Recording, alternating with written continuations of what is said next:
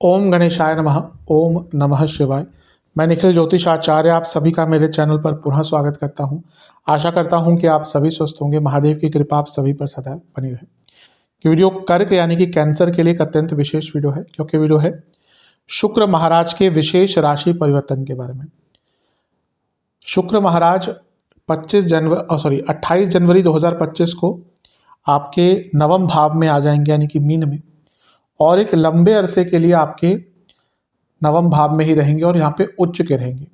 किसी कारण से मैंने इसको एक विशेष राशि परिवर्तन कहा है, क्योंकि शुक्र महाराज करीबन 4 महीने के लिए उच्च की अवस्था में रहेंगे। अब आमतौर पर शुक्र का जो गोचर होता है वो 1 महीने के आसपास होता है, 27-28 दिन के आसपास होता है, और हर साल में एक बार उच्च के हो जाते हैं।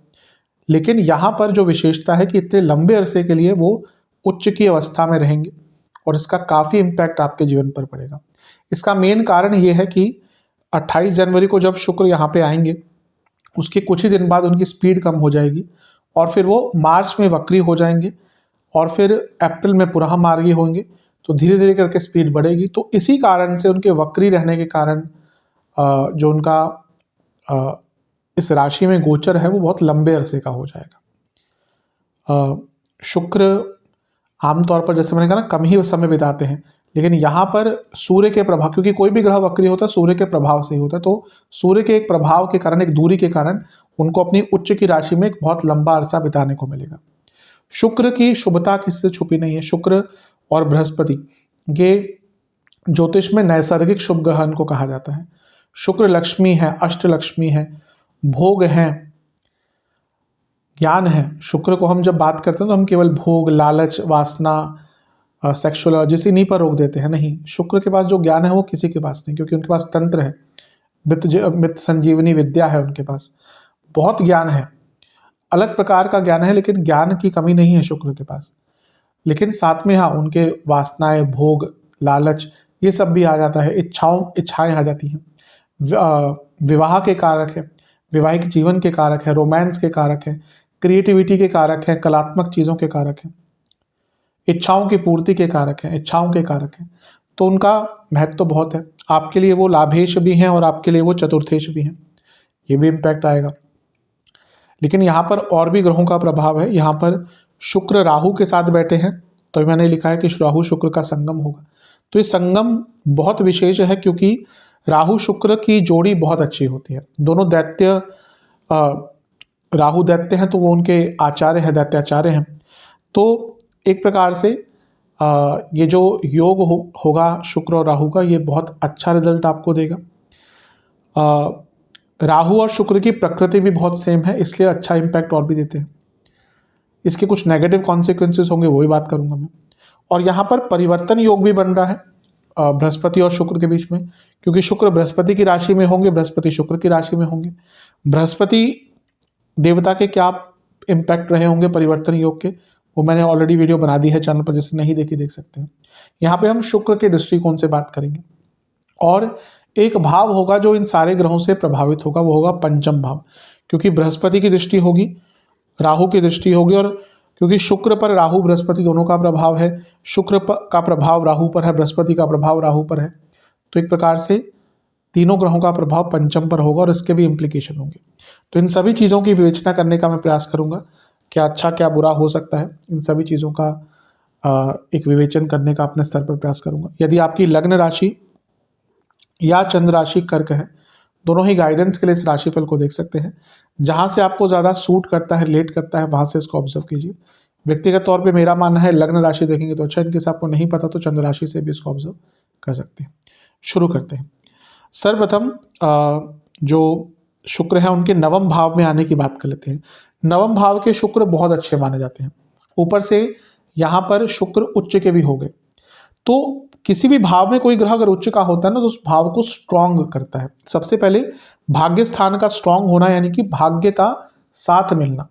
तो ये वो समय है जब आपको भाग्य का बहुत ज़्यादा साथ मिलेगा। भाग्य एक प्रकार से बदल सकता है यहाँ पर, क्योंकि बहुत लंबा समय है जब शुक्र यहाँ पे आपके नवम भाव में बिताएंगे, तो भाग्य का बहुत साथ मिलेगा। और मैं हमेशा कहता हूँ कि भाग्य के बिना आगे बढ़ना मुश्किल होता है। आप सामान्य जीवन जी सकते हैं, आप सामान्य से थोड़ा ऊपर जीवन जी सकते हैं, लेकिन वो जो एक एक्स्ट्रा ऑर्डिनरी जीवन होता है ना, वहाँ पे भाग्य की विशेषता होती है। तो ये वो समय है जब अपने जीवन को ऑर्डिनरी से एक्स्ट्रा ऑर्डिनरी बना सकते हैं। तो बहुत अच्छा प्रभाव है, इसका लाभ उठाइएगा। शुक्र जो है वो शुभता है, लक्ष्मी है, और लक्ष्मी स्थान में ही बैठे हैं और उच्च अवस्था के हैं। तो ये लक्ष्मी की वृद्धि दिखा रहा है। आपके जीवन में ये ऐसा मौका हो सकता है जब आपकी धन प्राप्ति बहुत तेज गति से होगी। भाग्य का साथ मिल रहा है, लक्ष्मी योग अपने आप में बनता है, तो धन, भौतिक सुख, लाभ सब कुछ प्राप्त होगा। शुक्र आपके लाभेश है, तो लाभेश का अपने से 11वें भाव में बैठना और भाग्य स्थान में बैठना, उच्च का होना अत्यंत शुभ है। ये जैसा मैंने कहा ना, ये ऑर्डिनरी टाइम नहीं है, ये ऐसा समय है अगर आप प्रयत्न करते हैं, प्रयास करते हैं, आप बहुत आगे बढ़ सकते हैं, भाग्य का बहुत साथ मिलेगा। शुक्र आपके चौथे घर के स्वामी भी हैं, यानी कि घर में भी पैसा आता हुआ दिख रहा है। उच्च के हो गए शुक्र, लाभ स्थान के स्वामी है, लक्ष्मी योग बना रहे हैं, तो घर में भी पैसा आएगा, घर में लाभ होगा, घर के अटक रहे काम पूरे होंगे। प्रॉपर्टी के भाव के स्वामी यहाँ पे उच्च के हो गए, तो आप प्रॉपर्टी कोई लेना चाहते थे, अच्छी प्रॉपर्टी मिलेगी। अचानक से कोई डील आ सकती है, घर में कोई प्रॉपर्टी लेना चाहता था, हो सकता है, घर में लग्जरीज आएंगी। अब ऐसा नहीं है ना कि आप लेट्स से आप 4 लोग रहते हैं, 5 लोग घर में रहते हैं, कोई एक व्यक्ति मदर फादर लेट्स से कि वो अपने पैसे से कुछ महंगी चीज़ें लेके आते हैं, अगर एक बहुत बड़ा टीवी लेके आते हैं तो मिलके सभी देखेंगे। तो जरूरी नहीं कि अपने ही प्रयत्नों से अपने से भी कर सकते हैं, लेकिन शुक्र कहीं ना कहीं लग्जरीज दिखाते, तो घर में लग्जरीज आने वाली हैं। उसमें लग्जरी गाड़ी हो गया, लग्जरी वाहन हो गया, कोई लग्जूरियस चीज़ हो गई, कोई लग्जूरियस इवन वैकेशन हो गया, क्योंकि नवम भाव लॉन्ग डिस्टेंस ट्रैवल दिखाता है। यहाँ पे राहु के साथ बैठे हैं और शुक्र चौथे भाव यानी कि फैमिली, तो हो सकता है आप में से कई लोग कोई बहुत बड़ी या लग्जूरियस वैकेशन पे जाएं। एक वैकेशन होती है, एक लग्जूरियस वैकेशन होती है। एक आप जाके ऑर्डिनरी होटल में रह रहे हैं, एक जाके आप 5 स्टार 7 स्टार डिलक्स होटल्स में रह रहे हैं, तो वो लग्जूरियस होती है। विदेश की यात्रा भी यहाँ पे दिखती है कि आप शायद फैमिली के साथ विदेश की यात्रा पर भी जा सकते हैं, फैमिली के साथ विदेश की वैकेशन पे भी जा सकते हैं। आप में से कई लोगों ने प्लान भी किया होगा। तो बहुत अच्छा प्रभाव, भाग्य, लाभ सब कुछ दिख रहा है। शुक्र आपके नवम भाव में बैठे हैं, जो कि 10वें से 12वां स्थान बनता है। तो ये क्या इंडिकेट करता है कि शायद आपका ट्रांसफर भी हो जाए कार्य क्षेत्र में। हो सकता है कि अगर आप चाह रहे तो आपका ट्रांसफर भी यहाँ पर हो सकता है। तो बहुत अच्छी चीज़ें यहाँ पर आपके लिए दिख रही हैं। सबसे इंपॉर्टेंट यही है कि भाग्य, लक्ष्मी दोनों का ही मिलन हो रहा है नवम भाव में, तो ये परिपूर्ण कर देता है व्यक्ति को। नवम भाव के शुक्र शास्त्र भी बहुत अच्छी व्याख्या देते हैं। ये बताता है कि ऐसा व्यक्ति साधुजनों की सेवा करता है, धार्मिक कार्यों में लिप्त रहता है, राजा का प्रिय होता है। ये एक ऐसा कहा जाता है कि राजा का प्रिय। अब इसका आज के टाइम में कहें कि अगर दशा अच्छी चल रही है तो बॉसेस का थोड़ा साथ मिल सकता है या फिर सरकार से कुछ लाभ प्राप्त हो सकता है, और धार्मिक कार्यों में लिप्त होने का मौका मिलेगा, धार्मिक कार्य करने का मौका मिलेगा, धार्मिक जगहों पर जाने का मौका मिलेगा। तो ये भी एक प्रकार से आपके लिए बहुत परिपूर्ण दिख रहा है। शुक्र नवम भाव में, शुक्र विवाहिक जीवन के कारक हैं, विवाह के कारक है। सबसे मेन तो चीज़ ये है, तो विवाह के योग बन जाते हैं। शुक्र जब भी किसी अच्छे भाव में जाते हैं, वो नवम भाव हो, 11वां हो, लग्न हो, सप्तम हो, पंचम हो, यहाँ पर वो ऑटोमेटिकली विवाह का योग बना देते हैं। और यहाँ पे वो राहु के साथ भी बैठे हैं। राहु विवाह के मामले में कैटलिस्ट का काम करते हैं, तो अचानक से आपका विवाह का योग भी यहाँ पर बन सकता है। तो ये भी बहुत विशेष चीज़ है। शुक्र नवम भाव में आपके उच्च के हो रहे हैं, जो पंचम से पंचम भाव है, यानी कि क्रिएटिविटी, बुद्धिमता बहुत चरम सीमा पर रहेगी। यहाँ पे चीज़ों को समझना, चीज़ों को ग्रैस्प करना, नई चीज़ें ट्राई करना, ये भी आपके लिए बहुत अच्छा रहेगा।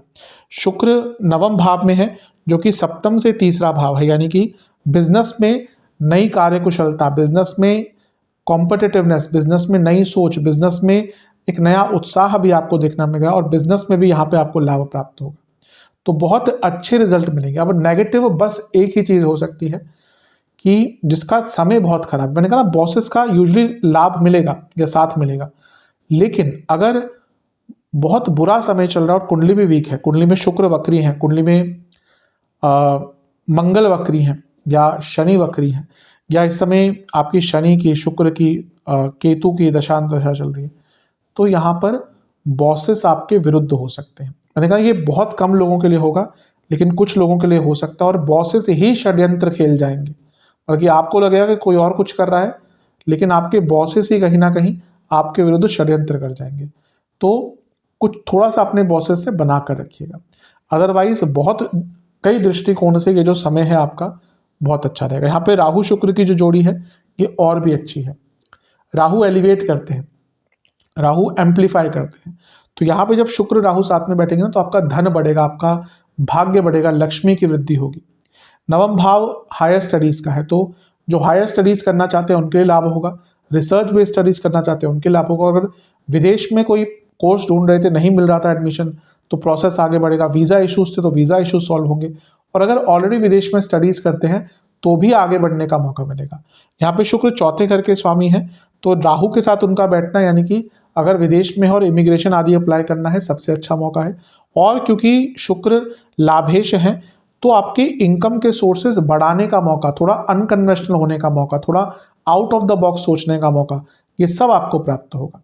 तो एक प्रकार से ये राहु शुक्र की जो जोड़ी है ये अत्यंत लाभकारी आपके लिए दिख रही है, इसका लाभ उठाइएगा। जो नेगेटिव मैंने कहा उसका ध्यान दीजिएगा।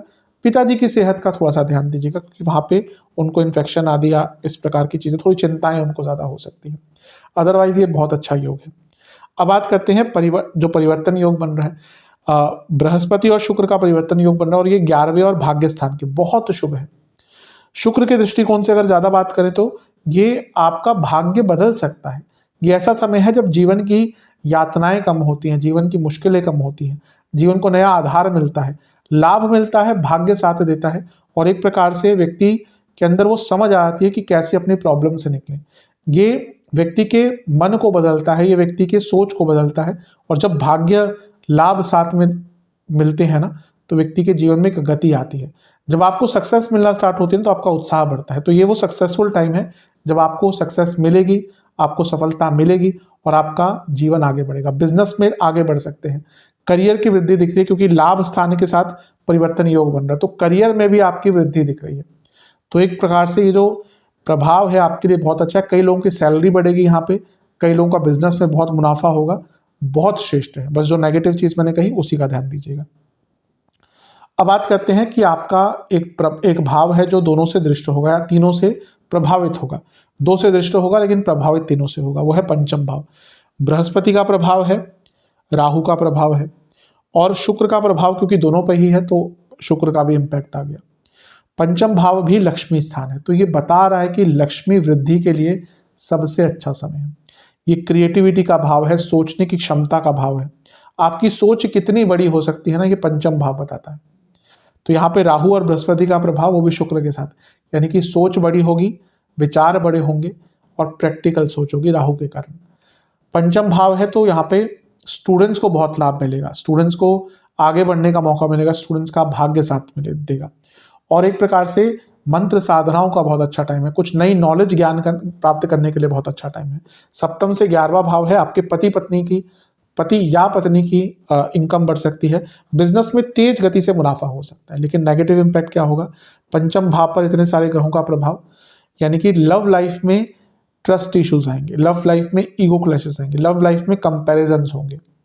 और क्योंकि शुक्र वैवाहिक जीवन के कारक है और सप्तम से त्रिकोण में, सप्तम से तीसरे में बैठे हैं, पति पत्नी के बीच में भी बहुत आर्ग्यूमेंट्स होंगे, बहुत क्लैशेस होंगे और पैसों के लेकर बहुत झगड़े हो सकते हैं।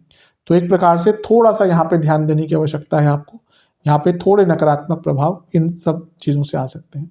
लेकिन अगर ओवरऑल देखें, ये शुक्र का गोचर बहुत अच्छे इंपैक्ट आपको दे रहा है, भाग्य का तो भरपूर साथ आपको मिलने ही वाला है।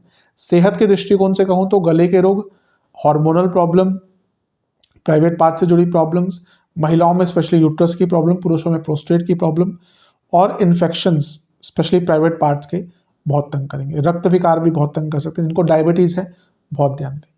तो इस प्रकार का ये गोचर रहेगा। अधिकतम अच्छी चीज़ें हैं, जो नेगेटिव चीज़ें मैंने कही ध्यान दीजिएगा। उपाय के स्वरूप में आपको क्या करना है,